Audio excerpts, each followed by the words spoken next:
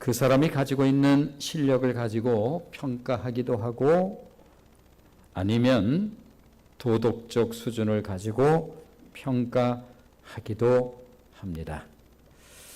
학교에 들어가는 것 또한 그렇고 또 우리가 직장에 취업할 때에도 이런 기준이 정확하게 적용이 되지요.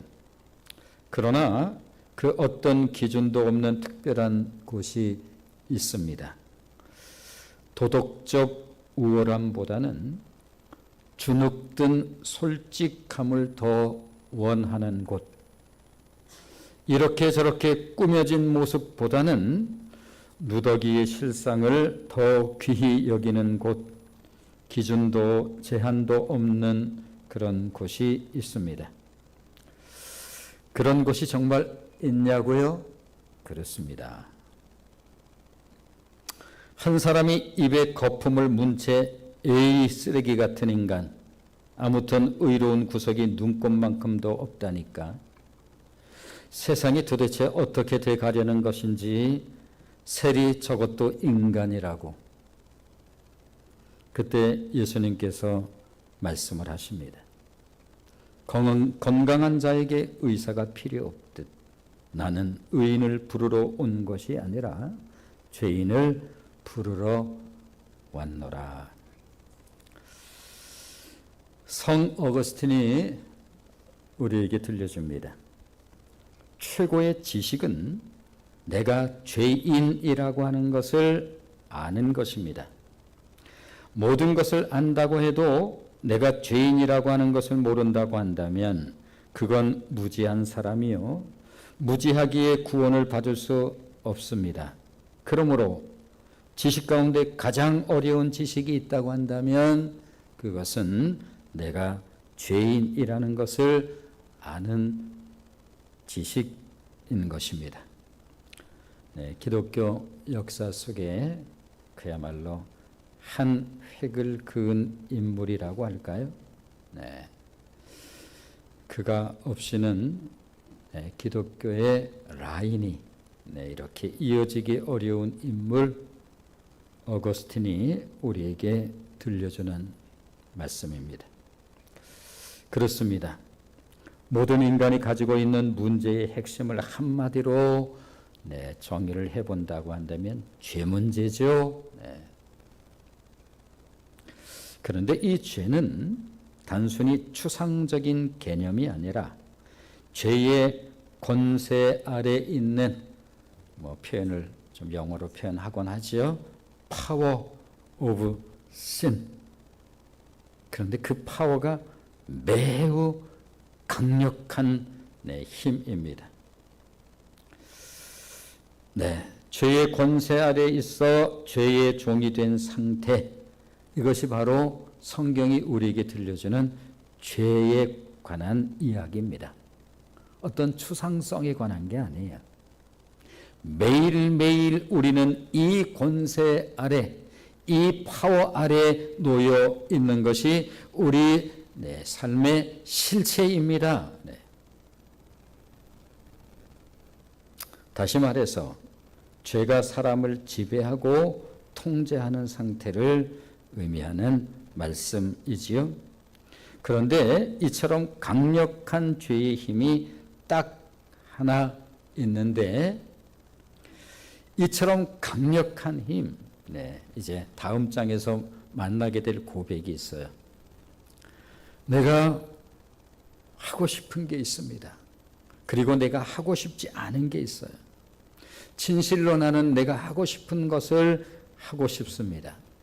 그런데 내가 하고 싶은 것을 하지 아니하고 날마다 내가 하지 않고 싶은 것을 하는 나를 발견하게 됩니다. 오라,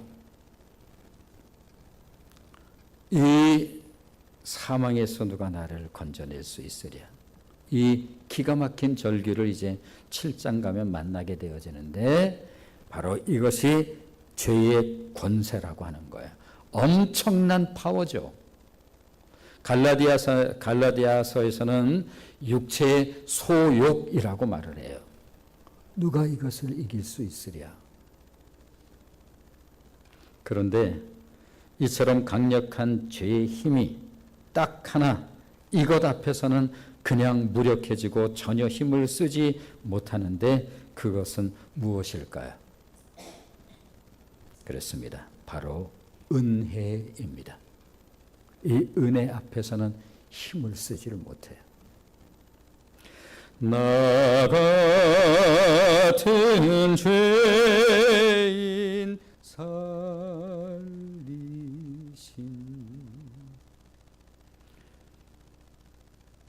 그 은혜 놀라와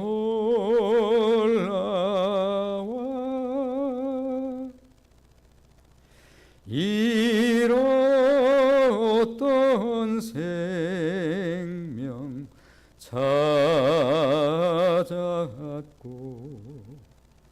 광명을 얻었네. 네, 이 죄악 가운데서 살리신 그 은혜. 그러므로 이 엄청난 파워, 모든 인간이 태어나면서 이 죄의 권세 아래 있는 거예요. 죄의 싹은 사망이요, 모든 태어난 인간은 다 죽습니다. 이것이 바로 죄의 권세예요. 강력한. 그런데 이 강력한 권세가 은혜 앞에서는 힘을 못 씁니다. 그러기에 이 은혜 앞에 amazing이라고 하는 단어가 붙어서 amazing grace, 놀라우신 하나님의 은총, 하나님의 은혜라고 부르는 이유이지요. 이 은혜를 우리는 그 앞에서 하나님의 선물이라고 그렇게 은혜를 나누었습니다. 로마서는 이 amazing grace, 놀라우신 하나님의 은혜를 더욱 넘치는 은혜로 그렇게 들려주고 있고, 또 에베소서에서는 측량할 수 없는 풍성한 은혜, 그 크신 하나님의 사랑, 측량할 수 없는 풍성한 은혜로 들려주죠. 그러기에 지난 시간 죄가 더한 곳에 은혜는 더욱 넘치노라고 그렇게 말씀하시면서 죄가 사망 안에서 왕노릇하지만 은혜 앞에서는 꼼짝 못한다라고 우리에게 그렇게 들려준 바가 있습니다. 자, 그런데 로마서 6장에 들어서자마자 우리에게 되묻는 질문이 있습니다. 이 되묻는 질문의 뉘앙스는 어떤 거냐면, 혹시 그 말씀 제대로 알고 있습니까? 이런 뜻이에요. 혹시 그 말씀을 오해를 하고 있는 것은 아닌가요? 그렇다면 죄가 더한 곳에 은혜가 더욱 넘친다는 이 말씀의 의미가 무엇인지 정확하게 알고 있습니까? 이제 앞으로는 죄 짓는 문제에 대해서는 더 이상 고민하지 않아도 된다는 그런 말 아닌가요? 죄 많은 곳에 은혜도 더 많다면서요. 그렇습니다. 이것이 질문의 이유예요. 하나님의 은혜를 이런 식으로 오해해서는 안 된다는 것입니다. 그러므로 우리들의 신앙의 척도, 저와 여러분이 가지고 있는 신앙의 척도를 무엇을 통해서 알 수가 있는가 하면, 이 은혜에 대한 이해, 이 은혜를 얼마나 이해하고 있나, 이 은혜를 정말 제대로 이해하고 있는 것일까, 이것이 바로 저와 여러분이 가지고 있는 신앙의 척도라고 할 수가 있습니다. 자, 그래서 6장에 딱 들었으면 1절에서 정색하면서 우리에게 되묻습니다. 자, 한번 들어볼까요? 자, 1절 말씀 같이 읽습니다. 같이 읽겠습니다. 시작. 그런즉 우리가 무슨 말을 하리요? 은혜를 더하게 하려고 죄에 거하겠느냐? 그렇습니다. 이 말씀을 그런 식으로 오해해서는 안 된다는 말씀이지요. 자, 이어서 2절 말씀 같이 읽어보겠습니다. 시작. 그럴 수 없느니라. 죄에 대하여 죽은 우리가 어찌 그 가운데 더 살리요? 아주 단호하지요? 그럴 수 없습니다. 제가 있는 곳에 은혜가 죄가 많은 곳에 은혜가 더한다고 하니, 아니 그렇다면 우리 죄 문제는 아무것도 아니겠네요. 만일 당신이 그 말씀을 그런 식으로 이해한다면 그것은 그 말씀의 의미를 전혀 모르는 것입니다. 그러면서 만일 그렇게 생각한다면 그럴 수 없습니다. 하나님이 그 크고 놀라운 은혜를, 그런 하나님의 그 크고 놀라운 은혜를 만일 그런 식으로 오해를 하거나 악용해서는 안 된다는 거예요. 그러므로 오늘 본문이 들려주는 중요한 교훈이 있는데, 조금 전에 말씀하신 것처럼 우리들이 받은 은혜에 대한 이해, 어떻게 그것을 이해하고 있는지, 그것을 어떻게 알고 있는지, 그것이 바로 저와 여러분이 가지고 있는 신앙의 척도라는 거예요. 그렇다면 죄에 대하여 죽은 우리가 죄 가운데 살 수 없다는 이 말씀의 의미는 구체적으로 무엇일까요? 자, 10절, 11절 말씀을 보시면 10절, 11절 같이 읽겠습니다. 시작. 그가 죽으심은 죄에 대하여 단번에 죽으심이요 그가 살아계심은 하나님에 대하여 살아계심이니 이와 같이 너희도 너희 자신을 죄에 대하여는 죽은 자요 그리스도 예수 안에서 하나님께 대하여는 살아있는 자로 여길지어다. 이 말씀을 한마디로 표현해 보면 예수 그리스도의 십자가의 죽으심과 부활하심이 나와 무슨 상관이 있습니까? 아니 그걸 모르는 것은 아니에요. 예수님이 나 때문에 십자가에 죽으셨다면서요. 예수님의 부활이 나의 부활이라면서요. 네. 그래서 그 말씀을 제가 부인하는 것은 아니지만 그 말씀이 나에게 그야말로 마음을 울리면서 다가오는 것은 아니에요. 그렇다면 예수 그리스도의 십자가의 죽으심과 예수 그리스도의 부활하심이 정말 나하고 무슨 상관입니까? 이에 대해서 지금 들려주고 있는 것입니다. 오늘 이 말씀을 이해하는 매우 중요한 키워드가 바로 11절 시작할 때 이렇게 말씀하죠. 이와 같이 너희도, 맨 마지막 말씀 여길지어다. 이것이 오늘 이 말씀을 우리가 바르게 이해하는 매우 중요한 키워드라고 할 수가 있습니다. 그러므로 이와 같이 예수 그리스도께서 십자가에 못 박혀 죽었을 때 우리도 죽었고 예수 그리스도께서 다시 살아나셨을 때 우리도 또한 살아난 것으로, 따라서 예수님의 죽으심은 죄에 대하여 죽으심으로 우리로 하여금 죄의 세력으로 하여금 완전히 자유하게 되었다는 것입니다. 이 말씀이 아니라고 항변은 못하고 무슨 말인지 어렴풋이 알긴 하겠는데 그 말씀이 내 마음속에 정확하게 부딪혀 오지는 않습니다. 이런 분들이 많겠죠. 이것이 핵심인데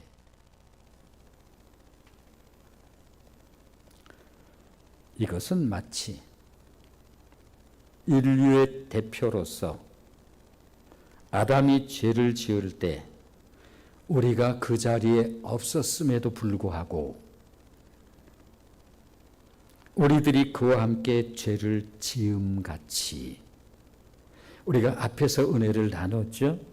아담은 한 사람이지만 인류의 대표성을 가지고 있는 그러한 의미고, 예수 그리스도는 한 분이시지만 인류를 대표하는, 한 사람은 죄를 대표하고 한 분은 의를 대표해서 아담 한 사람이 죄를 지었는데 아담의 죄가 나하고 무슨 상관이에요?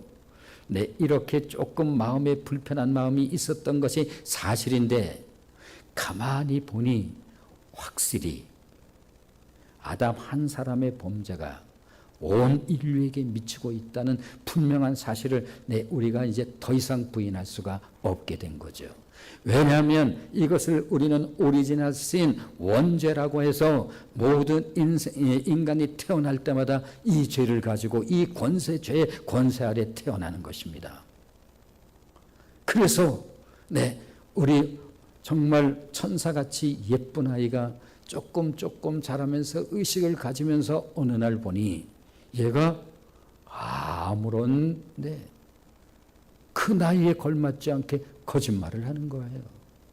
그래서 이 말씀을 여러 차례 드린 것처럼 얘를 위해서 도대체 이 얘가 이 거짓말을 어디서 배웠기에 얘가 그야말로 천연덕스럽게 거짓말을 하는 거야. 부모가 당황스러워했는데 수차례 말씀드린 것처럼 어디서 배우긴 어디서 배워요. 속에 있는 것이 그냥 나오는 거지요. 이것이 바로 모든 인간들이 가지고 있는 죄의 본성이요. 다윗은 그것을 너무나 잘 알고 있어서 그렇게 하나님 앞에 고백하지 아니했습니까? 내가 모태로부터 죄악 가운데 잉태되었고 죄악 가운데 출생했습니다. 나는 죄인입니다. 그러므로 아담이 범죄할 때 우리는 그 가운데 있지 아니했음에도 불구하고 아담의 범죄가 곧 우리의 범죄인 것처럼 이와 같이 너희도 이렇게 말씀하는 거예요. 예수 그리스도께서 십자가에 못 박히시고 부활하실 때에 우리는 그 현장에 없었지만 우리들 또한 그리스도와 함께 죽은 바 되었고 그리스도와 함께 살아남으로 우리는 죄에 대하여 죽었고 하나님에 대하여는 산 자가 되었습니다. 이것을 정확하게 이해해야지 그저 은혜 수없이 은혜라는 단어를 사용한다고 당신이 그 은혜가 정말 정확하게 알고 은혜를 사용하시는 것입니까? 이 말씀이 11절 안에 그리스도 예수 안에서의 의미입니다. 말씀이 이제 하나하나 읽을 때마다 이제 조금씩 들려오기 시작합니다. 자, 11절 말씀을 다시 한번 읽어보시면 11절 같이 읽습니다. 시작. 이와 같이 너희도 너희 자신을 죄에 대하여는 죽은 자요 그리스도 예수 안에서 하나님께 대하여는 살아있는 자로 여길지어다. 한 사람 아담 안에서 우리가 그랬던 것처럼 그리스도 예수 안에서 엔 크리스토스 헬라어로 영어로 in Christ 그리스도 예수 안에서 이 말씀은 바울의 신앙을 대표하는 것으로 바울의 서신서에 무려 200번이나 나옵니다. 바울이 들려줘요. 우리의 신앙이 뭐죠? 그리스도 예수 안에서요. 십자가의 죽으심이 막연하게 지금도 들리시나요? 느껴지나요? 예수 그리스도의 부활이 막연하게 느껴질 수 있습니다. 그러나 잘 들어보세요. 아담하고 우리가 시간상 공간상 굉장히 떨어져 있지만 아담이 범죄할 때 우리는 아담 안에 있었던 거예요. 예수 그리스도가 십자가 달리실 때 그리고 예수님이 부활하실 때 시간과 공간으로 우리가 떨어져 있지만 예수 그리스도께서 십자가에 달리실 때 우리는 그리스도 안에 그와 함께 있었던 것입니다.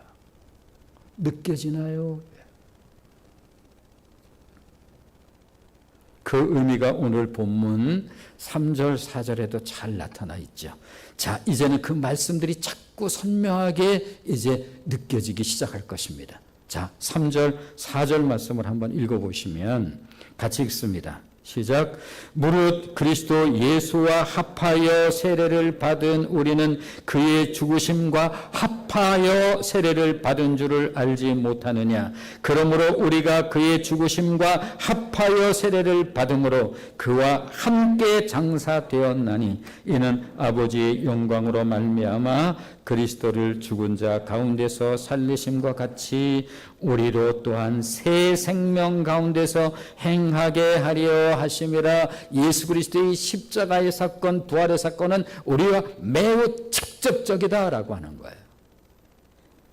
지금도 추상적으로 들리면 안 됩니다. 기독교는 추상의 종교가 아니에요. 그분의 달리시는 피 흘림, 고통, 이 모든 것이 추상성에 관한 것이 아니라, 애매한 도덕성에 관한 그런 것 아니라, 그냥 처절하게 당하시는 이것입니다.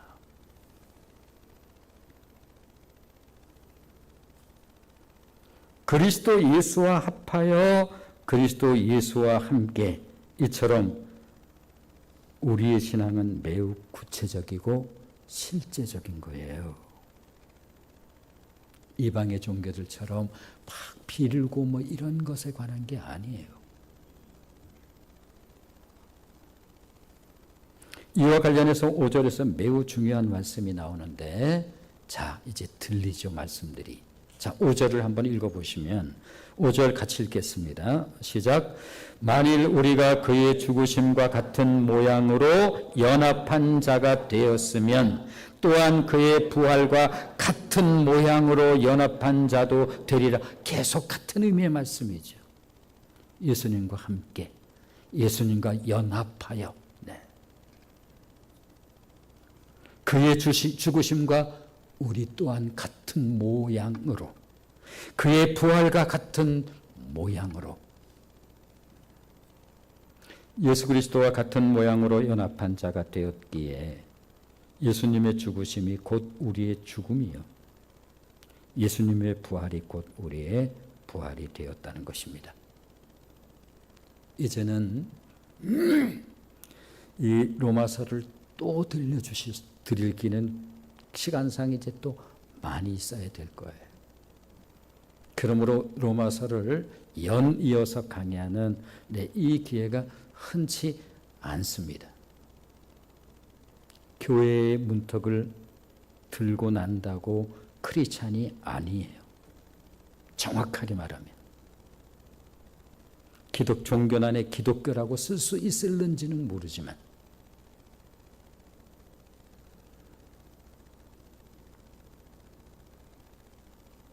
그렇다면 예수께서 왜 죽으시고 왜 다시 사신 것입니까? 이건 많이 들었죠. 그런데 이게 정말 내 가슴에서 여기 이 부분들이 움직일 수 있어야 신앙 되는 것 아닙니까? 그것이 그 크신 하나님의 사랑, 참으로 놀라워서 하늘을 두루마리 삼고 바다를 먹물 삼아도 그렇게 표현할 길이 없어서 그렇게 표현은 되어지는데, 그 어마어마한 것이 실제로 내 삶 속에 어떤 역사로 이루어지고 있는 것인지 정확하게 알고 있어야 살아있는 신앙생활이 가능한 것 아니겠습니까? 그렇다면 예수님께서 왜 죽으시고 왜 다시 사신 것입니까? 우리로 하여금 죄의 종로로 타지 않게 하기 위하여. 6절 말씀 역시 같은 의미로 또 반복해서 들려져요. 자, 말씀들이 자꾸 읽혀져요. 들려지죠? 읽어보겠습니다. 같이 읽습니다. 시작. 우리가 알거니와 우리의 옛사람이 예수와 함께 십자가에 못 박힌 것은 죄의 몸이 죽어 다시는 우리가 죄에게 종노릇하지 아니하려 함이니. 그러므로 여기서 우리의 옛사람이, 우리가 알거니와 우리의 옛사람이 예수와 함께 십자가에 못 박혔다고 할 때 여기에서 옛사람이라고 하는 것은 아담 안에서 함께 죄를 지었던 나, 이제는 그 아담이 먼 시간과 공간으로 먼 그 창세기의 그 인물이 아니라 이런 지금은 살아있는 존재로 예수 그리스도가 저기 중동 땅에 뭐 그곳에 뭐 그것에 우리하고 내 얼굴하고 비슷하게 생기지도 않은 그분이 나의 죄를 위해서 죽었고 살아나셨다고 하는 그 말씀이 들을 때 뭐 이게 쏙 가슴에 여기 막 부딪히지는 않더라고요. 그럴 수 있겠죠. 그런데 이제 느껴지죠. 아담의 죄가 어떤 것인지, 그분은 왜 그렇게 죽어야 된 것인지, 그분의 십자가에 달려 죽으심은 나와 도대체 무슨 상관인지, 정확하게 아담과 함께 그리스도와 함께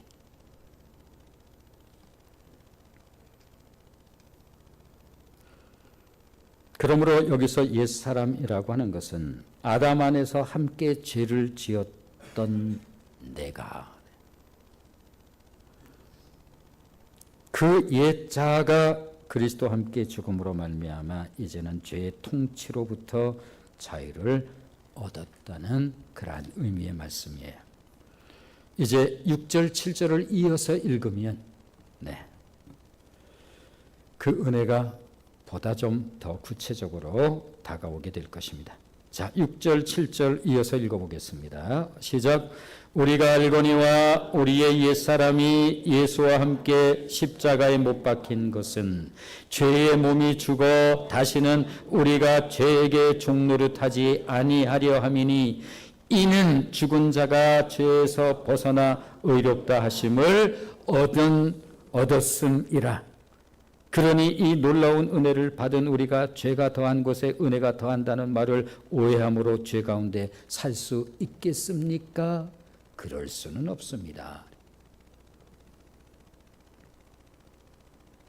그러기에 우리들이 은혜를 받은 목적이 무엇인지 이제 4절 하반절에 이와 같은 은혜를 받은 목적이 무엇인지 4절 하반절에 4절 하반절을 우리가 한번 주목하면서 4절 말씀을 읽어보겠습니다. 같이 읽습니다. 시작. 그러므로 우리가 그의 죽으심과 합하여 세례를 받음으로 그와 함께 장사되었나니, 이는 아버지의 영광으로 말미암아 그리스도를 죽은 자 가운데서 살리심과 같이 우리로 또한 새 생명 가운데서 행하게 하려 함이라. 우리로 또한 새 생명 가운데서 행하게 하려 함이라. 이 말씀이 착 들어오진 않을 거예요. 근데 매우 이제 중요한 말씀이에요. 바울이 이렇게 들려주는 거죠.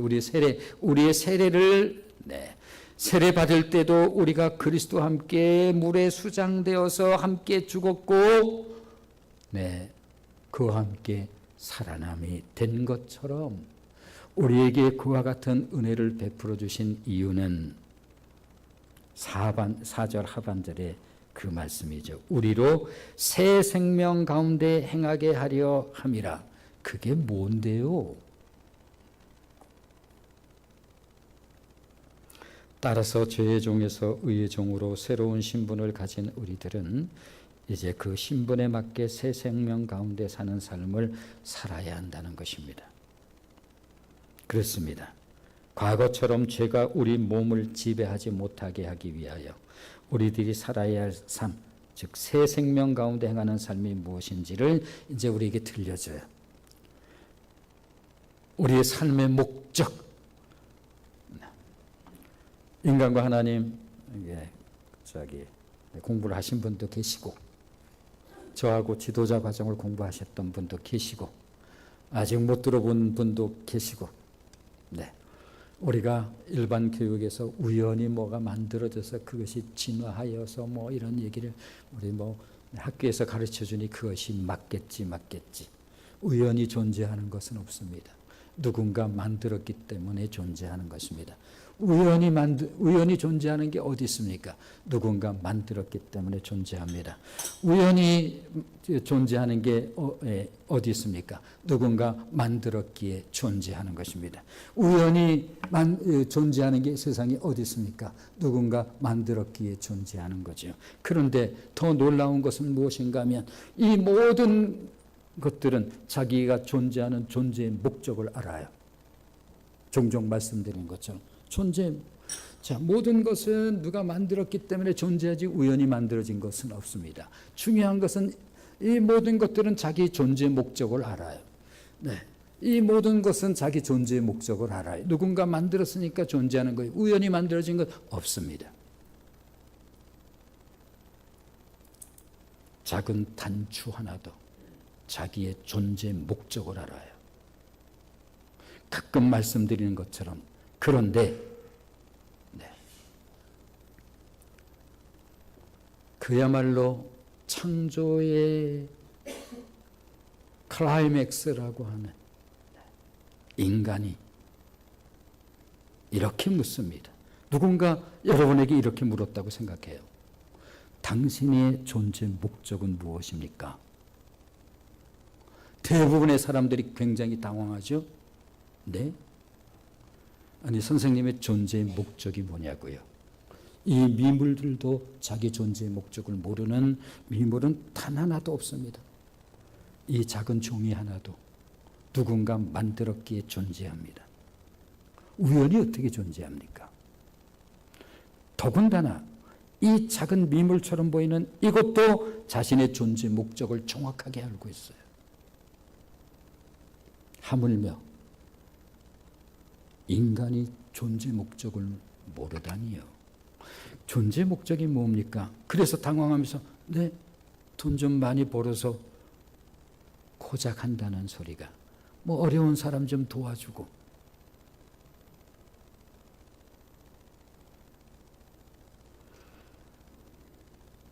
당신은 당신의 존재 목적을 아시는지요?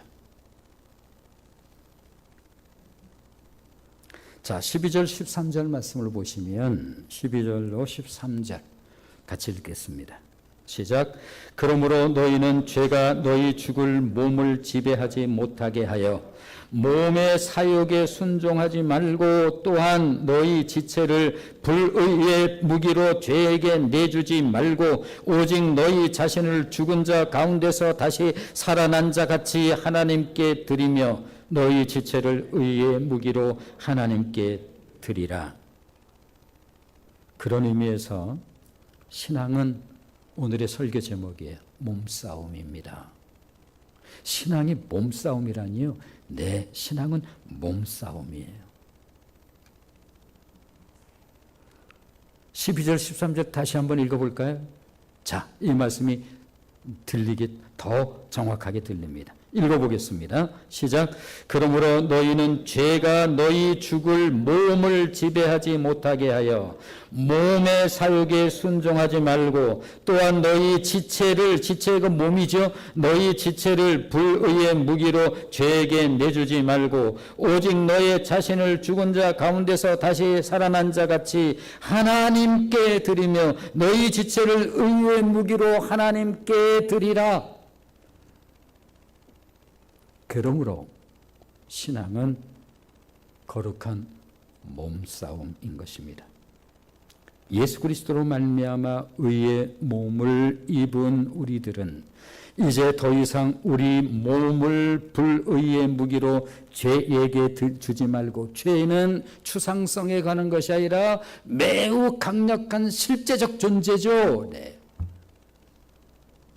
그래서 내가 하고 싶은데, 내가 이게 진심인데, 내가 이거 끊고 싶은데, 더 이상 안 하고 싶은데, 그리고 내가 정말 하고 싶은 게 있는데, 이게 나의 진심인데, 왜 저것을 하지 않고 내가 안 하려고 하는 이것을 내가 계속 반복해서 하는 것일까? 이처럼 강력한 힘이에요. 매일매일 매일의 삶 속에서. 그러므로 죄는 저 멀리 있는 뭐 이런 것이 아니라니까요. 신앙을 그런 추상성으로 여기지 마세요.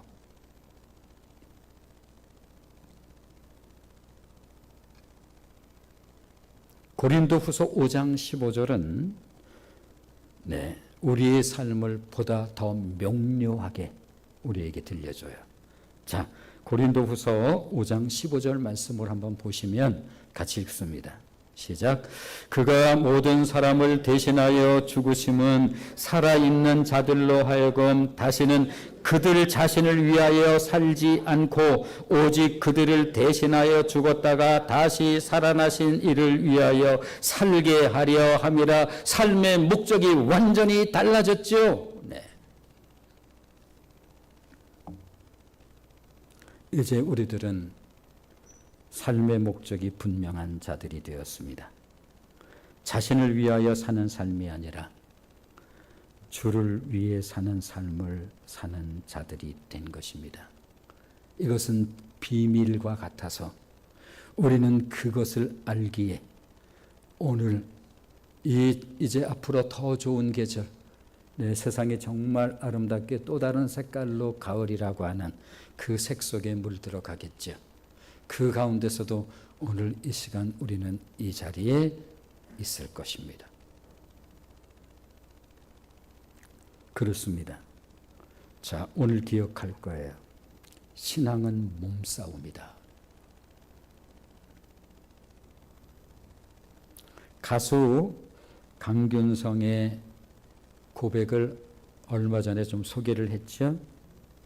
예배란 어느 날 깨닫게 되었다. 자신이. 예배란 몸을 들이는 싸움이라는 것.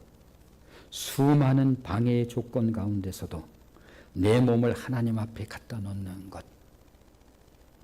어느 때는 괜히 오늘은 마음도 조금 울적하고 또 이렇게 저렇게 되는 것도 없는 것 같고 하나님이 살아계시지 않은 것 같은 마음조차 들고 마음이 심드렁하고 또 다른 것으로 분주하고 수많은 이 방해 속에서도 가장 중요한 것, 수많은 방해의 조건 가운데서도 내 몸을 하나님 앞에 갖다 놓는 것, 이 싸움을 하는 거예요. 그 이후에도 계속 그랬다는 뜻이 아니라 여러 차례 말씀드린 것처럼 제가 하나님의 은혜를 받는 그러한 시절, 어느 날 주일 낮 예배에서 주일 저녁 예배로 또 3일 예배로 새벽 기도로 하나님께서 그렇게 나를 바꾸어 가실 때 그렇게 하나님께서 3일 예배, 그것도 개척교회, 저 9월동 3층에 있는 자그마한 교회, 그 여성들이 좀 앉아있고 남성은 보기도 어려운 그러한 3일 예배, 갈까 말까 갈까 말까 갈까 말까 마치 끌려가듯 성령께서는 끊임없이 나를 또 이끌어 가시고 또 이끌어 가시고 이끌어 가시고 가는 가운데서도 갈까 말까 이런 마음이 있었겠지요. 신앙은 몸싸움이다. 3층에 방화문, 그 철문 열고 그 몇 명 모이지 않는 개척교회, 여자 성도님이 대부분 그 자리에 장의자에 앉으면서 하나님 감사합니다. 신앙은 몸싸움이다.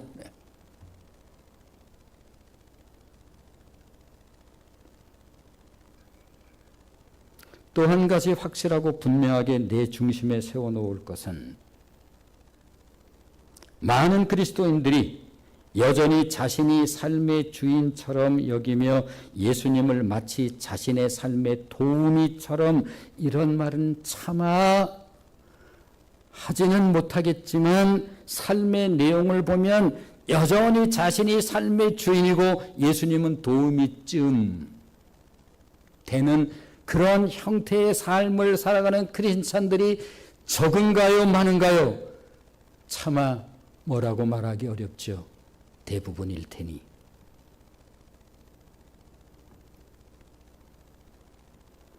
그렇다면 진정 은혜의 의미를 안다고 한다면 그건 정말 기가 찰 노릇 아닌가. 위험하기로 하면 그보다 위험천만한 일이 또 있을까? 찬양은 예수 우리 왕이여 이곳에 오소서 이렇게 찬양을 하면서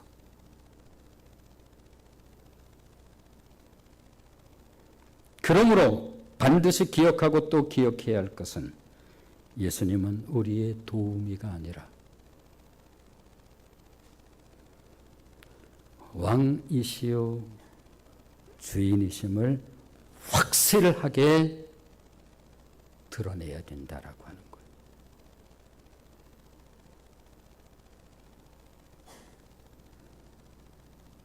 왜 위험천만일까? 예수님을 안다면, 진실로 예수님이 누구이신지를 안다면, 만일 그분을 내 인생의 도우미쯤으로 여긴다고 한다면 세상에 이보다 위험천만한 일이 또 있을까? 아시나요?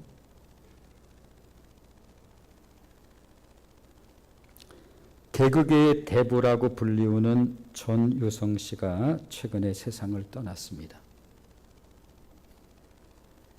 이에 대한 일화를 조혜련 씨가, 개그우먼 조혜련 씨가 션의 기부를 많이 한다고 알려져 있는 션이라는 가수와 대화를 하는 과정 속에서 전유성 씨에 대해서 들려준 일화입니다. 이 조혜련 씨는 그도 과거에는 이상한 종교에 빠지기도 했었는데 언젠가 개그우먼 이성미 씨인가요? 너를 위해서 기도하고 있어 뭐 이런 얘기니까 그게 싫어가지고 그 다음엔 한동안 얼굴을 안 봤다고 이제 그런 얘기를 들은 바가 있습니다만 예수를 믿고 난 이후에 말씀이 너무 좋은데 가만히 보니까 주위에 말씀을 읽는 성도들이 없어 보이더라는 거예요. 그래서 지금은 이 말씀 운동을 일으켜야 되겠다. 말씀 바람, 본인의 표현대로. 네, 말씀 읽는 바람을 갖다가 내가 일으켜야 되겠다. 그래서 박사과정을 밟고 있다고 그런 이야기를 들은 바가 있는데 그 조혜령 씨가 전유성 씨에 대한 이야기를 들려줬습니다. 세상을 떠나기 한 달 전, 전유성 씨가 세상을 떠나기 한 달 전, 전유성 씨 말이 미선이가 나한테 왔었어. 박미선 씨 성경을 하나 가지고 그런데 말이야 그 시간 너무 작아서 민수기 15장까지밖에 못 읽었어.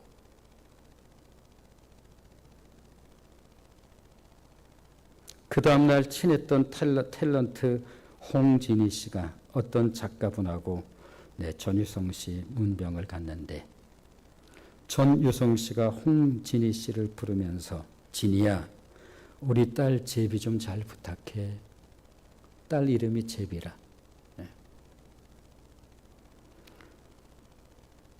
우리 딸 제비를 잘 부탁하고 그런데 내가 하나님을 너무 늦게 만났어. 내가 이제야 이분을 알게 되고 이제서야 이 믿음을 갖게 됐다. 너무 안타깝다. 시간이 없어. 왜 이제서야 알게 되었을까?